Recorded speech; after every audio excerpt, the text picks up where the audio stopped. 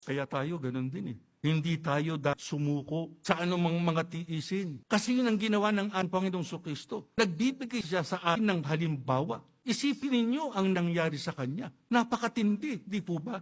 Lait-lait siya ng mga tao. Ipinako siya sa krus. Di ba? Napakasakit ng kanyang pinagdaanan. Pero ginawa niya yun para sa atin. Ano dahilan? Sapagkat ang gusto niya, tayo, na mga kaanib sa loob ng kanyang iglesia, magpakita rin ng ganong halimbawa na anuman ang ating masagupa, hindi tayo susuko. Hindi tayo titigil sa ating paglilingkod. Itataguyod natin ang ating kahalalan hanggang sa huling sandali. Kaya pumayag siya na siya ay mamatay sa krus. Sinong nakinabang doon, mga kapatid? Tayo po. Tayo. Kaya gayahin natin yung kanyang pananampalataya. Gayahin natin yung kanyang pagkakilala sa mga kalooban ng ating Panginoong Diyos. Kaya mga kapatid, ayusin natin yung mga bagay na hindi dapat makita sa ating buhay sapagkat yon ang magiging dahilan para hindi tayo tumanggap ng pagpapala.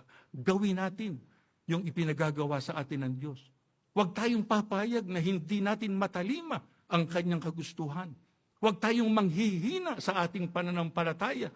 Patatagin natin ang ating pagkaiglesia ni Kristo. Para lang sa ganon, yung mga pagpapala ng Diyos, lagi po nating matamo sa ating buhay.